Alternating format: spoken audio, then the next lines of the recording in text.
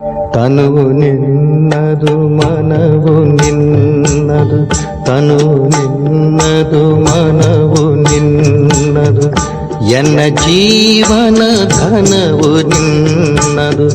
ನಾನು ನಿನ್ನವನೆಂಬ ಹೆಮ್ಮೆಯ ಋಣವು ಮಾತ್ರವೇ ನನ್ನದು. ತನು ನಿನ್ನದು ಮನವು ನಿನ್ನದು.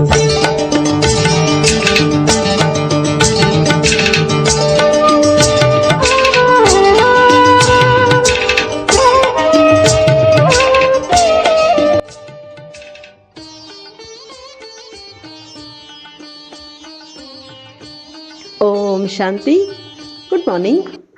ಮುರಳಿ ದಿನಾಂಕ 25/2/26 ಪ್ರಾತಃ ಮುರಳಿ.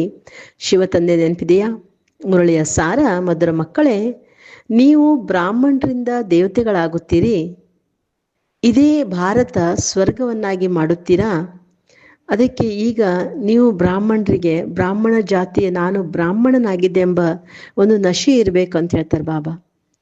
ಇವತ್ತಿನ ಪ್ರಶ್ನೆ ಆಗಿದೆ, ಸತ್ಯ ಬ್ರಾಹ್ಮಣರ ಮುಖ್ಯ ಚಿಹ್ನೆ ಏನಾಗಿದೆ ಅಂತ. ಬಾಬಾ ಉತ್ತರ ತಿಳಿಸ್ಕೊಡ್ತಾ ಇದ್ರೆ, ಸತ್ಯ ಬ್ರಾಹ್ಮಣರು ಈ ಹಳೆಯ ಜಗತ್ತಿನಿಂದ ನಮ್ಮ ಒಂದು ದೋಣಿಗೆ ಕಟ್ತಾ ಇರ್ತಾನೆ, ಲಂಗರ್ ಅಂತ ಹೇಳಿ. ದೋಣಿಗೆ ಒಂದು ಹಗ್ಗ ಕಟ್ಟಿರ್ತಾರೆ. ಆ ದಡಕ್ಕೆ ಬಂದಾಗ ಆ ದೋಣಿ ಮತ್ತೆ ಮುಂದೆ ಹೋಗ್ಬಾರ್ದು, ಅಲಗಾಡಬಾರ್ದು ಅಂತ ದಡದಲ್ಲಿ ತೀರಕ್ಕೆ ಒಂದು ಹಗ್ಗವನ್ನು ಕಟ್ಟಿರ್ತಾರೆ. ಆ ಹಗ್ಗ ಈಗ ನಮ್ದು ಬಿಚ್ಕೊಂಡಿದೆ ಅಂತ ಹೇಳ್ತಾರೆ. ಯಾವ ರೀತಿ ಈ ಒಂದು ಹಳೆಯ ಜಗತ್ತಿನಿಂದ, ತೀರದಿಂದ ನಾವು ಬಿಡುಗಡೆ ಆಗಿದ್ದೇವೆ ಅಂತ. ಎರಡನೇದಾಗಿ, ಸತ್ಯ ಬ್ರಾಹ್ಮಣರು ಅವರ ಕೈಯಲ್ಲಿ ಸದಾಕಾಲ ಏನೇ ಕೆಲಸ ಮಾಡಿದ್ರು ಸಹ ಬುದ್ಧಿ ತಂದೆ ನೆನಪಿನ ಇರ್ತದೆ, ಅಂದ್ರೆ ಕರ್ಮಯೋಗಿ ಆಗಿರ್ತಾರೆ. ಮೂರನೇದು, ಬ್ರಾಹ್ಮಣ ಅಂದ್ರೆ ಕಮಲ ಪುಷ್ಪ ಸಮಾನ. ನಾಲ್ಕನೇದಾಗಿದೆ, ಬ್ರಾಹ್ಮಣ ಅಂದ್ರೆ ಸದಾಕಾಲ ಆತ್ಮ ಅಭಿಮಾನಿ ಆಗಿರೋ ಪುರುಷಾರ್ಥ ಮಾಡುವಂಥವ್ರು. ಐದನೇದಾಗಿದೆ, ಬ್ರಾಹ್ಮಣ ಅಂದರೆ ಕಾಮ ಶತ್ರು ಮೇಲೆ ವಿಜಯ ಪ್ರಾಪ್ತಿ ಮಾಡುವಂಥವ್ರು. ಓಂ ಶಾಂತಿ. ಆತ್ಮಿಕ ತಂದೆ ಆತ್ಮಿಕ ಮಕ್ಕಳಿಗೆ ತಿಳಿಸ್ಕೊಡ್ತಾ ಇದ್ದಾರೆ. ಮಕ್ಕಳು ಯಾರಾಗಿದ್ದಾರೆ? ನಾವೆಲ್ಲ ಬ್ರಾಹ್ಮಣರಾಗಿದ್ದೇವೆ. ಇದೆಂದೂ ಸಹ ಮರಿಬಾರ್ದಾಗಿದೆ. ನಾವೇ ಬ್ರಾಹ್ಮಣರು, ನಾವೇ ಈಗ ದೇವತೆಗಳು ಆಗ್ತಾ ಇದ್ದೇವೆ. ಈ ವರ್ಣಗಳನ್ನು ಸದಾಕಾಲ ನೆನಪು ಮಾಡಬೇಕಾಗಿದೆ. ಪರಸ್ಪರಲ್ಲಿ ನಾವು ಬ್ರಾಹ್ಮಣರು ಅಂತ ಹೇಳಬೇಕಾಗಿದೆ. ನಾವು ಬ್ರಾಹ್ಮಣರಿಗೆ ಬೇಹದ್ದಿನ ತಂದೆ ಓದಿಸ್ತಾರೆ. ಇಲ್ಲಿ ಬ್ರಹ್ಮ ತಂದೆ ಓದಿಸೋದಲ್ಲ, ಶಿವಬಾಬಾ ಓದಿಸ್ತಾರೆ ಬ್ರಹ್ಮನ ಮೂಲಕ. ಬ್ರಾಹ್ಮಣರೇ ಓದ್ತಾರೆ. ಶೂದ್ರದಿಂದ ಬ್ರಾಹ್ಮಣ ಆಗದೆ ಹೊರತು ದೇವದೇವತೆ ಆಗಲಿಕ್ಕೆ ಸಾಧ್ಯ ಇಲ್ಲ. ಆಸ್ತಿ ಬಾಬನಿಂದಲೇ ಸಿಗ್ತದೆ. ಶಿವಬಾಬಾ ನಾವೆಲ್ಲರೂ ತಂದೆ ಆಗಿದ್ದಾರೆ. ಬ್ರಹ್ಮ ನಮ್ಮ ಗ್ರೇಟ್ ಗ್ರ್ಯಾಂಡ್ ಫಾದರ್ ಅಂತ ಹೇಳ್ತಾರೆ. ಲೌಕಿಕ ತಂದೆ ಎಲ್ಲರಿಗೂ ಸಹ, ಲೌಕಿಕ ತಂದೆ ಅಂತೂ ಎಲ್ಲರಿಗೂ ಇರ್ತಾರೆ. ಆದರೆ ಪಾರಲೌಕಿಕ ತಂದೆಗೆ ಭಕ್ತಿ ಮಾರ್ಗದಲ್ಲಿ ನೆನಪು ಮಾಡ್ತಾರೆ.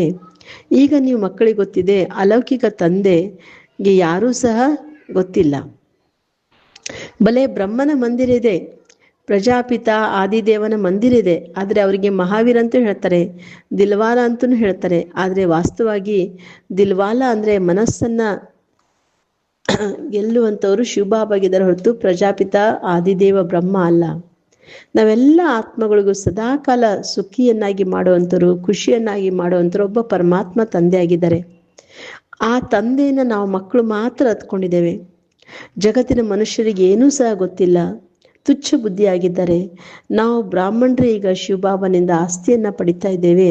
ಅದಕ್ಕೆ ಆದರೂ ಸಹ ನಾವು ಅವ್ರನ್ನ ಮರಿತೇವೆ ಅಂತ ನೆನಪು ಮಾಡೋದು ಬಹಳ ಸಹಜ ಆಗಿದೆ. ಯೋಗ ಅಕ್ಷರ ಸನ್ಯಾಸಿಗಳಿಟ್ಟಿದ್ದಾರೆ, ಆದರೆ ಬಾಬಾ ನಾವು ಮಕ್ಕಳಿಗೆ ನೆನಪು ಅಂತ ಹೇಳ್ತಾರೆ. ಯೋಗ ಅಂದರೆ ಇದು ಸಾಮಾನ್ಯ ಅಕ್ಷರ, ಇದು ಯೋಗ ಆಶ್ರಮ ಅಂತ ಹೇಳೋದಿಲ್ಲ. ಮಕ್ಕಳು ಹಾಗೂ ತಂದೆ ಕುಳಿತುಕೊಂಡಿದ್ದಾರೆ. ತಂದೆ ಮಕ್ಕಳ ಕರ್ತವ್ಯ ಆಗಿದೆ ಬೇಹದ್ದಿನ ತಂದೆಯನ್ನ ನೆನಪು ಮಾಡೋದಾಗಿದೆ. ನಾವೆಲ್ಲ ಬ್ರಾಹ್ಮಣರಾಗಿದ್ದೇವೆ. ಆ ಪರಮಾತ್ಮ ತಂದೆಯಿಂದ ಆಸ್ತಿ ಪಡಿತಾ ಇದ್ದೇವೆ. ಬ್ರಹ್ಮ ತಂದೆ ಮೂಲಕ ನಾವು ಆಸ್ತಿ ಪಡಿತಾ ಇದ್ದೇವೆ. ನಾವೆಷ್ಟು ಸಾಧ್ಯ ಅಷ್ಟು ಬಾಬಾನ ನೆನಪು ಮಾಡಬೇಕಾಗಿದೆ. ಬಲೆ ಚಿತ್ರ ಇರ್ಬೋದು ಬ್ರಹ್ಮ ತಂದೆಯದ್ದು, ಆದರೆ ನೆನಪು ಯಾರಿಗೆ ಮಾಡಬೇಕು? ಶಿವಬಾಬನ್ ಮಾಡಬೇಕು. ನಾವೆಲ್ಲ ಬ್ರಾಹ್ಮಣರಾಗಿದ್ದೇವೆ, ತಂದೆಯಿಂದ ಆಸ್ತಿ ಪಡಿತೇವೆ. ಬ್ರಾಹ್ಮಣರೆಂದೂ ಸಹ ತಮ್ಮ ಜಾತಿನ ಮರಿತಾರ? ಶೂದ್ರ ಸಂಘದಲ್ಲಿ ಬರೋದ್ರಿಂದ ಬ್ರಾಹ್ಮಣತನ ಮರೆತು ಬಿಡ್ತೇವೆ. ಅದಕ್ಕೆ ಬ್ರಾಹ್ಮಣರು ದೇವತೆಗಳಿಂತಲೂ ಶ್ರೇಷ್ಠ. ಯಾಕಂದರೆ ನಾವು ಈ ಸಮಯದಲ್ಲಿ ಬ್ರಾಹ್ಮಣರು ನಾಲೆಜ್ಫುಲ್ ಆಗಿದ್ದೇವೆ. ಭಗವಂತನಿಗೆ ಜಾನರ ಅಂತ ಹೇಳ್ತೀವಿ, ಅಂದರೆ ಎಲ್ಲವನ್ನ ತಿಳ್ಕೊಂಡವನು, ಅದರ ಅರ್ಥವನ್ನ ತಿಳ್ಕೊಂಡಿಲ್ಲ. ಈ ರೀತಿ ಇಲ್ಲ, ಎಲ್ಲರ ಹೃದಯದಲ್ಲಿ ಅವನು ಕುತ್ಕೊಂಡು ನೋಡ್ತಾನೆ ಅಂತಲ್ಲ. ಅವನಿಗೆ ಸೃಷ್ಟಿಯ ಆದಿ ಮಧ್ಯ ಅಂತದ ಜ್ಞಾನ ಇದೆ. ಅವನು ಬೀಜರೂಪ ಆಗಿದ್ದಾನೆ. ವೃಕ್ಷದ ಆದಿ ಮಧ್ಯ ಅಂತ್ಯವನ್ನ ತಿಳ್ಕೊಂಡಿದ್ದಾರೆ. ಅದಕ್ಕೆ ಬಾಬನ್ನ ಬಹಳಷ್ಟು ನೆನಪು ಮಾಡಬೇಕು. ಇವರ ಆತ್ಮನು ಸಹ, ಅಂದರೆ ಬ್ರಹ್ಮ ತಂದೆ ಆತ್ಮನು ಸಹ ಪರಮಾತ್ಮನ ನೆನಪು ಮಾಡ್ತಾ ಇದೆ. ಅದಕ್ಕೆ ಬಾಬಾ ಹೇಳ್ತಾರೆ, ಈ ಬ್ರಹ್ಮನು ಸಹ ನನಗೆ ನೆನಪು ಮಾಡ್ತಾರೆ, ಅದಕ್ಕೋಸ್ಕರ ಈ ಶ್ರೇಷ್ಠ ಪದವಿಯನ್ನು ಪಡ್ಕೊಂಡಿದ್ದಾರೆ. ಅದು ನೀವು ಸಹ ನೆನಪು ಮಾಡಿದರೆ ನಿಮಗೂ ಸಹ ಪದವಿ ಸಿಗ್ತದೆ.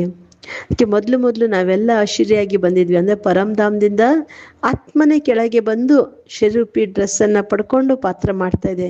ಅದಕ್ಕೆ ಅಶರೀರಿಯಾಗಿ ಬಂದಿದ್ವಿ, ಅಶರೀರಿಯಾಗಿ ವಾಪಸ್ಸು ಹೋಗಬೇಕಾಗಿದೆ. ಅದಕ್ಕೆ ಎಲ್ಲರಿಗೂ ಸಹ ದುಃಖ ಕೊಡುವಂಥವ್ನು ಅವರಿಗೆ ಯಾಕೆ ನೆನಪು ಮಾಡ್ತೀವಿ? ಯಾವಾಗ ತಂದೆಯಿಂದ ನಮಗೆ ಹೊಸ ಜಗತ್ತಿಗೆ ಹೋಗ್ಬೇಕಂದ್ಮೇಲೆ ಅಲ್ಲಿ ಯಾವುದೇ ರೀತಿ ದುಃಖ ಇರುವುದಿಲ್ಲ. ಅಲ್ಲೆಲ್ಲವೂ ಸಹ ದೈವಿ ಸಂಬಂಧ ಇರ್ತದೆ. ಇಲ್ಲಿ ಮೊದಲು ದುಃಖ ಆಗ್ತದೆ ಸ್ತ್ರೀ ಪುರುಷ ಸಂಬಂಧದಲ್ಲಿ, ಯಾಕಂದರೆ ವಿಕಾರದ ಆಗಿಬಿಡ್ತೇವೆ. ಈಗ ಜಗತ್ತಿನಲ್ಲಿ ಎಲ್ಲರೂ ಸಹ ವಿಕಾರಿಯಾಗಿದ್ದಾರೆ. ಬಾಬಾ ನಾವು ಮಕ್ಕಳಿಗೆ ಆ ಹೊಸ ಜಗತ್ತಿಗೆ ಹೋಗ್ಲಿಕ್ಕೆ ಯೋಗ್ಯರನ್ನಾಗಿ ಮಾಡ್ತಾ ಇದ್ದಾರೆ. ಅಲ್ಲಿ ಯಾವುದೇ ರೀತಿಯ ಒಂದು ವಿಕಾರ ಇಲ್ಲ. ಮಹಾಶತ್ರು ಆಗಿದೆ ಅಂತ ಹೇಳ್ತಾರೆ. ಅದು ನಮಗೆ ಆದಿ ಮಧ್ಯ ಅಂತ ಏನು ಮಾಡ್ತದೆ? ದುಃಖನೇ ಕೊಡ್ತದೆ. ಕ್ರೋಧಗೋಸ್ಕರ ಆ ರೀತಿ ಹೇಳೋದಿಲ್ಲ, ಆದಿ ಮಧ್ಯ ಅಂತ ದುಃಖ ಕೊಡ್ತದೆ ಅಂತಿಲ್ಲ. ಕಾಮವನ್ನ ಗೆಲ್ಲಬೇಕಾಗಿದೆ, ಅವರೇ ಆದಿ ಮಧ್ಯ ಅಂತ ದುಃಖ ಕೊಡ್ತಾರೆ, ಪತಿತ್ರನಾಗಿ ಮಾಡ್ತಾರೆ. ಪತಿತ ಅಕ್ಷರ ವಿಕಾರಕ್ಕೆ ಹೇಳಲಾಗ್ತದೆ. ಈ ಒಂದು ಶತ್ರುವಿನ ಮೇಲೆ ವಿಜಯವನ್ನು ಗಳಿಸ್ಬೇಕಾಗಿದೆ. ಈಗ ನಾವು ಮಕ್ಕಳಿಗೆ ಗೊತ್ತಿದೆ, ಸ್ವರ್ಗದಲ್ಲಿ ದೇವಿ ದೇವತೆಗಳಾಗ್ತಾ ಇದೆ ನಾವೆಲ್ಲ. ಇದು ನಿಶ್ಚಯ ಇರಬೇಕು. ನಿಶ್ಚಯ ಇಲ್ಲಾದ್ರೆ ಏನೂ ಮಾಡ್ಲಿಕ್ಕೆ ಸಾಧ್ಯ ಇಲ್ಲ. ಬಾಬಾ ತಿಳಿಸ್ಕೊಡ್ತಾ ಇದ್ರೆ, ಮಕ್ಕಳೇ ಮನ್ಸ ವಾಚ ಕರ್ಮಣ ಅಕ್ಯುರೇಟ್ ಆಗಬೇಕಾಗಿದೆ. ಇದರಲ್ಲಿ ಪರಿಶ್ರಮ ಇದೆ. ಜಗತ್ನವ್ರು ಯಾರಿಗೂ ಸಹ ಗೊತ್ತಿಲ್ಲ ನೀವು ಭಾರತವನ್ನೇ ಸ್ವರ್ಗವನ್ನಾಗಿ ಮಾಡ್ತೀರಂತ. ಮುಂದೆ ಹೋದಂಗೆ ಎಲ್ಲರೂ ಸಹ ತಿಳ್ಕೊತಾರೆ, ಇಚ್ಛೆ ಪಡ್ತಾರೆ ಒಂದೇ ರಾಜ್ಯ, ಒಂದೇ ಜಗತ್ತು, ಒಂದೇ ಧರ್ಮ, ಒಂದೇ ಭಾಷೆ ಇರಲಿ ಅಂತ.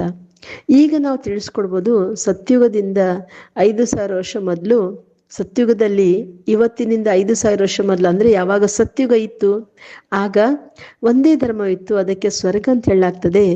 ರಾಮ ರಾಜ್ಯ ಮತ್ತು ರಾವಣ ರಾಜ್ಯ ಯಾರಿಗೂ ಸಹ ಗೊತ್ತಿಲ್ಲ. 100% ತುಚ್ಛ ಬುದ್ಧಿಯವರು. ಈಗ ನಾವು ಸ್ವಚ್ಛ ಬುದ್ಧಿಯವರಾಗ್ತೇವೆ. ಅದು ಸಹ ನಂಬರ್ ವಾರ್ ಪುರುಷಾರ್ಥ ಅನುಸಾರ. ಬಾಬಾ ಕುಳಿತು ನಾವು ಮಕ್ಕಳಿಗೆ ಓದಿಸ್ತಾ ಇದ್ದರೆ ಕೇವಲ ಬಾಬಾನ ಶ್ರೀಮತನುಸಾರಾಗಿ ನಡಿಬೇಕಾಗಿದೆ. ಬಾಬಾ ಹೇಳ್ತಾರೆ, ಈ ಹಳೆಯ ಜಗತ್ತಿನಲ್ಲಿ ನಾವೆಲ್ಲರೂ ಸಹ ಕಮಲ ಪುಷ್ಪ ಸಮಾನ ಪವಿತ್ರ ಆಗಿರಬೇಕಾಗಿದೆ, ಹಾಗೂ ತಂದೆಯನ್ನು ನೆನಪು ಮಾಡಬೇಕಾಗಿದೆ. ಬಾಬಾ ನಾವೆಲ್ಲ ಆತ್ಮಗಳು ತಿಳಿಸ್ಕೊಡ್ತಾ ಇದ್ರೆ, ನಾವೆಲ್ಲ ಆತ್ಮಗಳು ಓದ್ತಾ ಇದ್ದೇವೆ ಈ ಒಂದು ಶರೀರ ರೂಪ ಡ್ರೆಸ್ ಹಾಕ್ಕೊಂಡು. ಈಗ ನಾವೆಲ್ಲ ಆತ್ಮಗಳು ಬಾಬಾ ಜ್ಞಾನವನ್ನ ಹೆಂಗೆ ಕೇಳ್ತೇವೆ? ಕಿವಿಯ ಮೂಲಕ ಜ್ಞಾನ ಕೇಳ್ತಾ ಇದ್ದೇವೆ. ಮಕ್ಕಳಿಗೆ ಆತ್ಮ ಅಭಿಮಾನಿ ಆಗಬೇಕಾಗಿದೆ. ಇದು ಹಳೆಯ ಚೀಚಿ ಶರೀರ ಆಗಿದೆ. ಬಾಬಾ ತಿಳಿಸ್ಕೊಡ್ತಾ ಇದ್ರೆ, ಈಗ ನಾವು ಬ್ರಾಹ್ಮಣರು ಪೂಜೆಗೆ ಯೋಗ್ಯರಿಲ್ಲ, ಗಾಯನ ಯೋಗ್ಯರಾಗಿದ್ದೇವೆ. ಆದರೆ ಪೂಜೆಗೆ ಯೋಗ್ಯರ್ಯಾರು? ದೇವತೆಗಳಾಗಿದ್ದಾರೆ. ನೀವು ಶ್ರೀಮತ ಅನುಸಾರ ನಡೆದು ವಿಶ್ವವನ್ನು ಪವಿತ್ರ ಸ್ವರ್ಗವನ್ನಾಗಿ ಮಾಡ್ತೀರಾ, ಅದಕ್ಕೋಸ್ಕರ ನಿಮ್ಮದು ಗಾಯನ ಇದೆ. ಆದರೆ ನಿಮ್ಮದು ಪೂಜೆ ಆಗೋದಿಲ್ಲ. ಗಾಯನ ಇದೆ, ಅದಕ್ಕೋಸ್ಕರ ನಿಮ್ಮದು ಗಾಯನ ಇದೆ, ದೇವತೆಗಳ ಗಾಯನ ಇಲ್ಲ. ಅದಕ್ಕೆ ಬಾಬಾ ನೀವು ಮಕ್ಕಳಿಗೆ ಶೂದ್ರದಿಂದ ದೇವತೆಯನ್ನಾಗಿ ಮಾಡ್ತಾರೆ. ಜಗದಂಬ ಅಥವಾ ಬ್ರಹ್ಮ ಆದಿ ಮಂದಿರವನ್ನು ಮಾಡ್ತಾರೆ, ಆದರೆ ಅವ್ರಿಗೆ ಗೊತ್ತೇ ಇಲ್ಲ ಇವ್ರು ಯಾರು ಅಂತ. ಜಗತ್ಪಿತ ಬ್ರಹ್ಮ ಆಗಿದ್ದಾರೆ ತಾನೆ, ಅವರಿಗೆ ದೇವತೆ ಅಂತ ಹೇಳೋದಿಲ್ಲ. ದೇವತೆಗಳ ಒಂದು ಆತ್ಮ ಹಾಗೂ ಶರೀರ ಎರಡೂ ಸಹ ಪವಿತ್ರ ಆಗಿರ್ತದೆ. ಈಗ ನಮ್ಮ ಆತ್ಮ ಪವಿತ್ರ ಆಗ್ತಾ ಇದೆ ಹೊರತು ಶರೀರ ಪವಿತ್ರ ಇಲ್ಲ. ಈಗ ನೀವು ಮಕ್ಕಳು ಈಶ್ವರ್ಯ ಮತನುಸಾರ ನಡೀತು ಭಾರತವನ್ನ ಸ್ವರ್ಗವನ್ನಾಗಿ ಮಾಡ್ತಾ ಇದ್ದೀರಾ.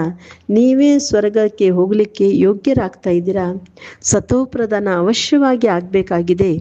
ಕೇವಲ ಬ್ರಾಹ್ಮಣರೇ ಇದೆಲ್ಲ ಜ್ಞಾನವನ್ನು ಕುಳಿತು ಓದ್ತಾರೆ. ಬ್ರಾಹ್ಮಣರ ವೃಕ್ಷ ವೃದ್ಧಿ ಆಗ್ತಾ ಹೋಗ್ತದೆ. ಬ್ರಾಹ್ಮಣರು ಯಾವಾಗ ಪಕ್ಕ ಆಗ್ತಾರೆ ಆಗಲೇ ಅವರು ಹೋಗಿ ದೇವತೆಗಳಾಗ್ತಾರೆ. ಇದು ಒಂದು ಹೊಸ ವೃಕ್ಷ ಆಗಿದೆ. ಹೊಸ ವೃಕ್ಷಕ್ಕೆ ಮಾಯೆ ಒಂದು ಬಿರುಗಾಳಿ ತಗಲ್ತದೆ. ಆದರೆ ಸತ್ಯುಗದಲ್ಲಿ ಯಾವುದೇ ಒಂದು ಬಿರುಗಾಳಿ ಇರೋದಿಲ್ಲ. ಇಲ್ಲಿ ಮಾಯೆ ಬಾಬಾ ನೆನಪು ಮಾಡ್ಲಿಕ್ಕೇನೆ ಕೊಡೋದಿಲ್ಲ. ಈಗ ನಾವೆಲ್ಲರೂ ಮಕ್ಕಳು ಇಚ್ಛೆ ಪಡ್ತೇವೆ ಬಾಬಾನ ನೆನಪಿನಲ್ಲಿ ಇರಬೇಕಂತ. ನಾವು ತಮೋದಿಂದ ಸತ್ವಪ್ರಧಾನ ಆಗ್ಬೇಕಂತ ಇಚ್ಛೆ ಪಡ್ತೇವೆ. ಯಾಕಂದರೆ ಎಲ್ಲವೂ ಸಹ ನೆನಪಿನ ಮೇಲೆ ಅವಲಂಬಿತವಾಗಿದೆ. ಭಾರತದ ಪ್ರಾಚೀನ ಯೋಗ ಬಹಳ ಪ್ರಸಿದ್ಧ ಆಗಿದೆ. ವಿದೇಶದಲ್ಲೂ ಸಹ ಇಚ್ಛೆ ಪಡ್ತಾರೆ ಪ್ರಾಚೀನ ಯೋಗದವನ್ನು ಬಂದು ಕಲಿಯಿರಿ ಅಂತ. ಈಗ ಯೋಗ 2 ಪ್ರಕಾರದಿದೆ. ಒಂದು ಹಠಯೋಗ, ಎರಡನೇದು ರಾಜಯೋಗ. ನೀವೆಲ್ಲರೂ ಸಹ ರಾಜಯೋಗಿ ಆಗಿದ್ದೀರಿ. ಈ ಭಾರತವನ್ನು ಪ್ರಾಚೀನ ರಾಜಯೋಗ ಆಗಿದೆ. ಯಾವುದು ಬಾಬಾ ಬಂದು ತಿಳಿಸ್ಕೊಡ್ತಾ ಇದ್ದಾರೆ. ಕೇವಲ ಗೀತೆಯ ಬದಲಾವಣೆ ಆಗಿ ಗೀತೆಯಲ್ಲಿ ಶ್ರೀಕೃಷ್ಣ ಹೆಸರನ್ನು ಹಾಕಿಬಿಟ್ಟಿದ್ದಾರೆ. ಎಷ್ಟು ಅಂತರ ಮಾಡಿಬಿಟ್ಟಿದ್ದಾರೆ. ಶಿವ ಜಯಂತಿ ಆಗ್ತದೆ, ನಿಮ್ಮದು ವೈಕುಂಠದಲ್ಲೂ ಸಹ ಜಯಂತಿ ಆಗ್ತದೆ. ಆದ್ದರಿಂದ ಶ್ರೀಕೃಷ್ಣ ರಾಜ್ಯ ಇರ್ತದೆ. ನೀವು ಮಕ್ಕಳಿಗೆ ಗೊತ್ತಿದೆ ಶಿವಬಾಬನ ಜಯಂತಿ ಅಂದ್ರೇ ಗೀತಾ ಜಯಂತಿ. ವೈಕುಂಠದಲ್ಲಿ ಏನೋ ಜಯಂತಿ ಆಗ್ತದೆ, ಅದರಿಂದ ನೀವು ಪವಿತ್ರರಾಗ್ತೀರಾ. ಕಲ್ಪದ ಮೊದಲಿನ ಹಾಗೆ ಸ್ಥಾಪನೆ ಆಗ್ತದೆ. ಈಗ ಬಾಬಾ ಹೇಳ್ತಾ ಇದ್ರೆ ಮಕ್ಕಳೇ ನನ್ನನ್ನು ನೆನಪು ಮಾಡಿ.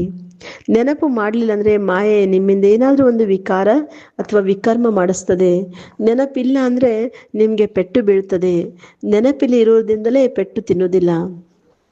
ಯಾಕಂದರೆ ಇದು ಮಾಯೆ ಜೊತೆ ಬಾಕ್ಸಿಂಗ್ ಆಗಿದೆ. ನೀವು ಮಕ್ಕಳಿಗೆ ಗೊತ್ತಿದೆ ನಮ್ಮ ಶತ್ರು ಯಾರು ಮನುಷ್ಯರಿಲ್ಲ, ರಾವಣ ನಮ್ಮ ಶತ್ರು ಆಗಿದ್ದಾರೆ. ಅಂದರೆ ಪಂಚವಿಕಾರಗಳು ನಮ್ಮ ಶತ್ರು ಆಗಿದೆ. ಬಾಬಾ ತಿಳಿಸ್ಕೊಡ್ತಾ ಇದ್ರೆ ಈ ಸಮಯದಲ್ಲಿ ಮದುವೆ ಅಂದರೆ ಅದು ನಮ್ಮ ಬರ್ಬಾದಿ. ಒಬ್ಬರು ಇನ್ನೊಬ್ಬರು ಬರ್ಬಾದಿ ಮಾಡ್ತಾ ಇರ್ತಾರೆ ಅಂದರೆ ಪತಿತ ಆಗ್ತಿರ್ತಾನೆ. ಅದಕ್ಕೆ ಈಗ ಪಾರ್ಲೌಕಿಕ ತಂದೆ ಒಂದು ಸುಗ್ರೀವಾಜ್ಞೆ ಹೊರಡಿಸಿದ್ದಾರೆ. ಏನಂತ, ಮಕ್ಕಳೇ ಕಾಮ ಮಹಾಶತ್ರು ಆಗಿದೆ. ಇದ್ರ ಮೇಲೆ ನೀವು ಗಳಿಸಬೇಕಾಗಿದೆ. ಪವಿತ್ರತೆಯ ಒಂದು ಪ್ರತಿಜ್ಞೆ ಮಾಡಬೇಕಾಗಿದೆ. ಯಾರಿಗೂ ಸಹ ಪತಿತರು ಇನ್ನೂ ಬಾಬನ ಜ್ಞಾನ ಸಿಕ್ಕೊಂಡು ಮತ್ತೆ ಪುನಃ ಪತಿತ ಆಗಬಾರ್ದಾಗಿದೆ. ಜನ್ಮ ಜನ್ಮಾಂತರ ನೀವು ಪತಿತರಾಗಿದ್ದೀರಾ. ಈಗ ವಿಕಾರದಿಂದ ಅದಕ್ಕೆ ಬಾಬಾ ಹೇಳ್ತಾರೆ ಮಕ್ಕಳೇ ಕಾಮ ಮಹಾಶತ್ರು ಅಂತ ಹೇಳಲಾಗ್ತದೆ. ಸಾಧು ಸಂತರು ಎಲ್ಲೋ ಸಹ ಹೇಳ್ತಾರೆ ಪತಿತ ಪಾವನ ಬಾ ಅಂತ. ಸತ್ಯುಗದಲ್ಲಿ ಯಾರೂ ಸಹ ಪತಿತ ಆಗಿರೋದಿಲ್ಲ. ಈಗ ತಂದೆ ಬಂದು ನಮಗೆ ಜ್ಞಾನದಿಂದ ಸದ್ಗತಿಯನ್ನ ಕೊಡ್ತಾರೆ. ಈಗ ನಮ್ಮದು ದುರ್ಗತಿಯಾಗಿದೆ. ಜ್ಞಾನ ಕೊಡೋರು ಯಾರೂ ಇಲ್ಲ. ಜ್ಞಾನವಂತ ಕೊಡುವಂಥವ್ರು ಕೇವಲ ಒಬ್ಬ ಜ್ಞಾನಸಾಗರ ಆಗಿದ್ದಾರೆ. ಜ್ಞಾನಕ್ಕೆ ಹಗಲು ಅಂತ ಹೇಳಲಾಗ್ತದೆ. ಹಗಲು ಅಂದರೆ ರಾಮಂದು, ರಾತ್ರಿ ಅಂದರೆ ರಾವಣದು. ಈ ಒಂದು ಅಕ್ಷರದ ಯಥಾರ್ಥ ಅರ್ಥ ನಾವು ಮಕ್ಕಳಿಗೆ ಮಾತ್ರ ಗೊತ್ತಿದೆ. ಕೇವಲ ಪುರುಷಾರ್ಥದಲ್ಲಿ ನಾವು ಸ್ವಲ್ಪ ದುರ್ಬಲ ಆಗಿದ್ದೇವೆ. ಬಾಬಾ ಹೇಳ್ತಾ ಇದ್ರೆ ಚೆನ್ನಾಗಿ ತಿಳ್ಕೊಳ್ಬೇಕಾಗಿದೆ. ನೀವೇ 84 ಜನ್ಮವನ್ನು ಪೂರ್ಣ ಮಾಡಿದಿರಾ. ಈಗ ಪವಿತ್ರ ಆಗಿ ವಾಪಸ್ ಮನೆಗೆ ಹೋಗಬೇಕಾಗಿದೆ. ನಿಮಗೆ ಒಂದು ಶುದ್ಧ ಅಹಂಕಾರ ಇರಬೇಕಾಗಿದೆ. ನಾವೇ ಆತ್ಮಗಳು ಬಾಬನ ಶ್ರೀಮತಸ ನಡೆದು ಈ ಭಾರತವನ್ನು ಸ್ವರ್ಗವನ್ನಾಗಿ ಮಾಡ್ತಾ ಇದ್ದೇವೆ. ಅದರಿಂದ ಸ್ವರ್ಗದ ರಾಜ್ಯ ಮತ್ತೆ ಪುನಃ ನಾವು ಹೋಗಿ ಸ್ವರ್ಗಕ್ಕೆ ಹೋಗಿ ರಾಜ್ಯವನ್ನು ಮಾಡ್ತೇವೆ. ನಾವೆಷ್ಟು ಪರಿಶ್ರಮ ಪಡ್ತೇವೆ ಅಷ್ಟು ನಮ್ಮದು ಪದವಿ ಸಿಗ್ತದೆ. ರಾಜರು ಆಗ್ಬೋದು, ರಾಣಿ ಆಗ್ಬೋದು, ಪ್ರಜೆಗಳಾಗ್ಬೋದು. ರಾಜ ರಾಣಿ ಹೇಗೆ ಆಗ್ತಾರೆ ಅದನ್ನು ಸಹ ನಾವು ನೋಡ್ತೇವೆ. ಫಾಲೋ ಫಾದರ್ ಅಂತ ಗಾಯನ ಮಾಡ್ಲಾಗ್ತದೆ. ಅದು ಇಲ್ಲಿಯ ಮಾತಾಗಿದೆ, ಈಗಿನ ಮಾತಾಗಿದೆ. ಬಾಬಾ ತಿಳಿಸ್ಕೊಡ್ತಾ ಇದ್ರೆ ಲೌಕಿಕ ಸಂಬಂಧಗೋಸ್ಕರ ಹೇಳಲಾಗುವುದಿಲ್ಲ. ಇಲ್ಲಿ ಬಾಬನ ಶ್ರೀಮತ ಕೊಡ್ತಾರೆ, ಮಕ್ಕಳೇ ನನ್ನೊಬ್ಬನನ್ನು ನೆನಪು ಮಾಡಿ, ಆಗ ನಿಮ್ಮೆಲ್ಲ ವಿಕರ್ಮಗಳು ವಿನಾಶವಾಗ್ತವೆ. ಈಗ ನಾವು ತಿಳಿಸ್ಕೊಡ್ತಾ ಇದ್ದೀವಿ. ಈಗ ನಾವೆಲ್ಲರೂ ಸಹ ಶ್ರೀಮತನ ನಡೀತಾ ಇದ್ದೇವೆ. ಅನೇಕರಿಗೆ ಸೇವೆಯನ್ನು ಮಾಡ್ತಾ ಇದ್ದೇವೆ. ಬಾಬಾ ಮಕ್ಕಳ ಹತ್ರ ಬರ್ತಾರೆ. ಶಿವ ಬಾಬಾ ನಮಗೆ ಜ್ಞಾನ ಕೊಟ್ಟು ನಮ್ಮನ್ನು ಹುರಿದುಂಬಿಸ್ತಾರೆ. ಈ ಜ್ಞಾನದಿಂದ ನಾವು ಕಲಿತೇವೆ ತಾನೆ. ಅದಕ್ಕೆ ಶಿವಬಾಬಾ ತಿಳಿಸ್ಕೊಡ್ತಾರೆ, ಬಾಬಾ ಬರೋದೇ ಬೆಳಗ್ಗೆ ಬಂದು ನಮ್ಮನ್ನು ಅಂದರೆ ಯಾವಾಗ ಬಾಬಾ ಬರ್ತಾರೆ ಆಗ ಹಗಲಾಗ್ತದೆ ಅಂತ. ಅದಕ್ಕೆ ಬಾಬಾ ತಿಳಿಸ್ಕೊಡ್ತಾ ಇದ್ರೆ ಈಗ ತಂದೆ ಬಂದು ನಮ್ಮನಿಗೆಲ್ಲ ಜ್ಞಾನ ತಿಳಿಸ್ಕೊಡ್ತಾ ಇದ್ರೆ ಅಂದರೆ ಬ್ರಹ್ಮ ತಂದೆ ಶರೀರದಲ್ಲಿಂದ ತಿಳಿಸ್ಕೊಡ್ತಾರೆ. ಬ್ರಹ್ಮ ತಂದೆ ಇಲ್ಲಾದರೆ ನಮಗೆ ಜ್ಞಾನ ಹೆಂಗೆ ತಿಳಿಸ್ಕೊಡೋದು? ಅದಕ್ಕೆ ಬಾಬಾ ತಿಳಿಸ್ಕೊಡ್ತಾ ಇದ್ರೆ ನಾನು ಬ್ರಹ್ಮ ತಂದೆ ಮೂಲಕ ಇದೆಲ್ಲವನ್ನ ಜ್ಞಾನವನ್ನು ತಿಳಿಸ್ಕೊಡ್ತೇನೆ. ಯಾರು ಮೊದಲು ತಿಳ್ಕೊಂಡಿದ್ರು ಅವರೇ ತಿಳ್ಕೊತಾರೆ. ಕಲ್ಪದ ಮೊದಲು ಸಹ ನಾವೆಲ್ಲ ತಿಳ್ಕೊಂಡಿದ್ವಿ. ಕಲ್ಪದ ಮೊದಲು ಸಹ ಬಾಬಾ ಬಂದು ತಿಳಿಸ್ಕೊಟ್ಟಿದ್ರು. ಕಲ್ಪದ ಮೊದಲು ಸಹ ನಾವು ಈ ಪದವಿಯನ್ನು ಪಡ್ಕೊಂಡಿದ್ವಿ. ಈಗ ಮತ್ತೆ ಪುನಃ ಶ್ರೇಷ್ಠ ಪದವಿಯನ್ನು ಪಡಿತೇವೆ. ಮಮ್ಮ ಬಾಬಾ ಸೂಕ್ಷ್ಮತದಲ್ಲಿ ನೋಡ್ತೇವೆ ತಾನೆ. ಅದಕ್ಕೆ ಅವರನ್ನ ಫಾಲೋ ಮಾಡಬೇಕು. ಅಂದರೆ ಬ್ರಹ್ಮ ಬಾಬಾ ನಂಬರ್ 1 ಬರುವಂಥ ಪುರುಷಾರ್ಥ ಮಾಡಿ ಸಂಪೂರ್ಣ ಆದರು. ಅದಕ್ಕೆ ನಾವು ಸಹ ಅವರ ಹಾಗೆ ಒಂದು ಪುರುಷಾರ್ಥ ಮಾಡಿ ಏನಾಗಬೇಕು, ಸಂಪೂರ್ಣ ಆಗಬೇಕು ಅಂತ ಹೇಳ್ತಾರೆ. ಸರೆಂಡರು ಸಹ ಯಾರು ಬಡವರು ಇರ್ತಾರೆ ಅವರೇ ಸರೆಂಡರ್ ಆಗ್ತಾರೆ. ಅಂದರೆ ಸರೆಂಡರ್ ಟೀಚರ್ಸ್ ಆಗ್ತಾರಲ್ಲ, ಶ್ರೀಮಂತರು ಆಗೋದಿಲ್ಲ ಅಂತ ಹೇಳ್ತಾರೆ. ಅದಕ್ಕೆ ಬಾಬಾ ಬಡವರಿಗೆ ಹೇಳ್ತಾರೆ, ಎಲ್ಲವುದು ನಿಮ್ಮದು ಅಂತ. ಶಿವ ಬಾಬಾ ಅಂತೂ ದಾತ ಆಗಿದ್ದಾರೆ. ಬಾಬಾ ಎಂದು ಏನು ತೆಗೆದುಕೊಳ್ಳೋದಿಲ್ಲ. ಬಾಬಾ ಹೇಳ್ತಾರೆ, ಇದೆಲ್ಲವೂ ಸಹ ನಿಮ್ಮದೇ. ನಾನು ಬಂದಿರೋದೇ ನನಗೇನು ಮಹಲೇನು ಬೇಕಾಗಿಲ್ಲ. ನನಗೋಸ್ಕರ ನನಗೇನೂ ಬೇಕಾಗಿಲ್ಲ. ನಾನು ನಿಮಗೆ ಸ್ವರ್ಗದ ಮಾಲೀಕರನ್ನಾಗಿ ಮಾಡ್ತೀನಿ ಅಂತ ಹೇಳ್ತಾರೆ. ಈಗ ನೀವು ಮಕ್ಕಳಿಗೆ ಜ್ಞಾನರತ್ನಗಳಿಂದ ಜೋಳಿಗೆ ತುಂಬ್ತೀನಿ ಅಂತ ಹೇಳ್ತಾರೆ. ಮಂದಿರಕ್ಕೆ ಹೋಗ್ಲಿಕ್ಕೆ ಯೋಗ್ಯರನ್ನಾಗಿ ಮಾಡ್ತೀನಿ, ಅದಕ್ಕೋಸ್ಕರ ನೀವು ಜೋಳಿಗೆನ ತುಂಬಿಕೊಳ್ರಿ ಅಂತ. ಯಾವ ಪ್ರಕಾರದ ಜೋಳಿಗೆ ಅಂದರೆ ಜ್ಞಾನರತ್ನಗಳ ಜೋಳಿಗೆ. ಅವರೆಲ್ಲ ಏನು ತಿಳ್ಕೊಂತಾರೆ, ಲಕ್ಷ್ಮಿ ನಮಗೆ ಬಹಳಷ್ಟು ದುಡ್ಡು ಕೊಡ್ತಾರೆ ಅಂತ ತಿಳ್ಕೊಂತಾರೆ. ಆದರೆ ಬಾಬಾ ತಿಳಿಸ್ಕೊಡ್ತಾರೆ, ಶಿವಬಾಬನ ಹತ್ರ ಹೋಗ್ತೇ ಹೊರತು ಶಂಕರನ ಹತ್ರ ಹೋಗಿ ಈ ರೀತಿಯೂ ಹೇಳೋದಿಲ್ಲ. ಆದರೆ ಈಗ ನಾವು ಮಕ್ಕಳಿಗೆ ಗೊತ್ತಿದೆ, ಶಿವ ಹಾಗೂ ಶಂಕರ ಅಂದರೆ ಇಬ್ಬರು ಒಂದೇ ಆಗಿದ್ದಾರೆ. ಆದರೆ ಅವರು ಒಂದೇ ಅಂತ ಹೆಂಗೆ ತಿಳ್ಕೊಂತಾರೆ? ಬಾಬಾ ಬಂದು ಸತ್ಯ ಮಾತನ್ನು ತಿಳಿಸ್ಕೊಡ್ತಾ ಇದ್ದಾರೆ. ಈಗ ತಂದೆನೇ ದುಃಖ ಹರ್ತ ಹಾಗೂ ಸುಖಕರ್ತ ಆಗಿದ್ದಾರೆ. ನೀವು ಮಕ್ಕಳಿಗೆ ಗೃಹಸ್ಥ ವ್ಯವಹಾರದಲ್ಲೂ ಸಹ ಇರಬೇಕಾಗಿದೆ, ಉದ್ಯೋಗವನ್ನು ಸಹ ಮಾಡಬೇಕಾಗಿದೆ. ಪ್ರತಿಯೊಬ್ಬರು ನೀವೇ ಬಾಬಾನ ಹತ್ರ ಏನು ಕೇಳ್ತಾರೆ? ಸಲಹೆ ಕೇಳ್ತಾರೆ. ಬಾಬಾ, ನಾವು ಈ ಮಾತಿನಲ್ಲಿ ಕೆಲವೊಂದ್ಸಲ ಸುಳ್ಳು ಮಾತಾಡಬೇಕು ಅಂತ. ಅದಕ್ಕೆ ಬಾಬಾ ಪ್ರತಿಯೊಬ್ಬರ ಒಂದು ನಾಡಿ ನೋಡಿ ಸಲಹೆ ಕೊಡ್ತಾರೆ. ಎಲ್ಲರಿಗೂ ಸಹ ಒಂದೇ ರೀತಿ ಸಲಹೆ ಕೊಡೋದಿಲ್ಲ.